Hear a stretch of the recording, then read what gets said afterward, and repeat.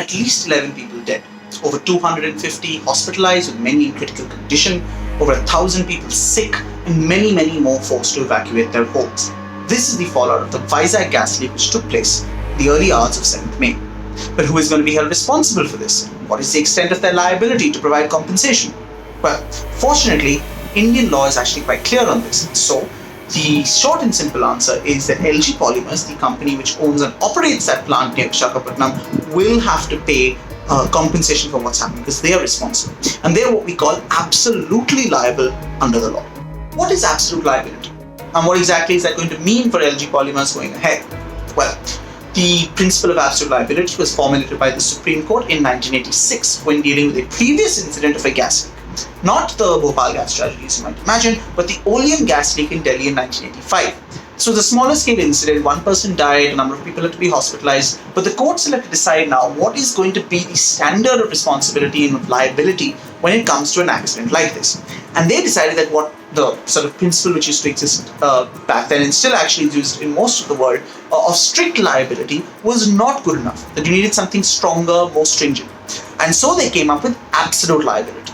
Now, the way absolute liability works is this, that you say that, look, if there's an enterprise, some factory, plant, which is either performing some hazardous activity or is using some dangerous substance, if that's the case, you now owe a duty of care to everyone, not just your workers, but everyone around you in the surrounding areas to make sure that no harm comes to them. And, so this means you have to take all possible precautions, you have to have the best equipment, you have to follow the best practices, all of this. And the idea is you cannot afford to allow any harm to take place to anyone. So if any harm does happen now, you are absolutely responsible. And the very, very important thing about absolute liability is that there are no defenses and no exceptions to it. So now, you cannot say, LG Polymers can't come up and say, look, we were not negligent, we didn't do anything wrong here, so even though people have died and it's very sad, we're not responsible. No, they can't claim that because absolute liability does not recognize, does not require you to be negligent or be at fault. It applies regardless the moment any harm is caused from a dangerous substance which is released from your premises. The other option obviously is to say, oh, this is an act of God, the coronavirus crisis is going on, it's not in our control. Again, because of absolute liability, you cannot claim that defense. That is not something which is allowed under the law as it stands.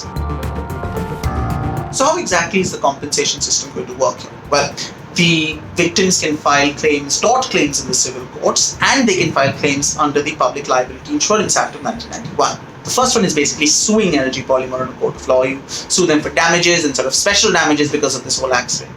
Now, because there are so many victims, hopefully the central and state government will help them, with claims commissions, consolidating all these claims together into one case, with assessing the amount of damage caused and what compensation should be asked for.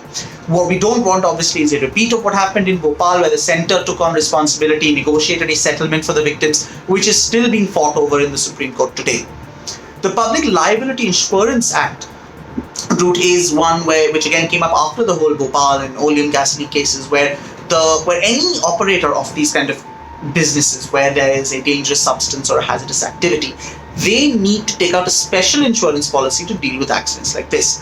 So the moment an accident happens, all the victims can file claims with the collector, the local collector, who makes an assessment of what the basic amount of compensation should be, sends that over to the company and its insurer, and they have to pay immediately, even before you've got the court orders coming in. So that's a very useful and immediate option which should be used by victims of this disaster. The final thing to look at when we're talking about compensation is the need for an independent investigation into all this to see the exact kind of harms that Styrene gas caused and what's really happened to all the victims on the ground.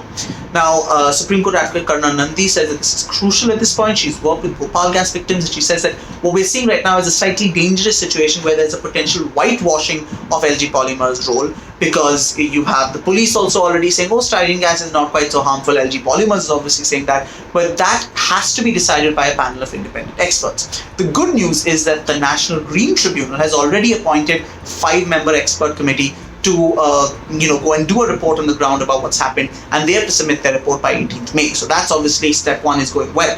The other very good thing which the NGT has done is that they've said that LG Polymer has to deposit rupees 50 crores as interim compensation based on the preliminary information provided to it. Now, this is not the final amount, but it's an important step in the right direction.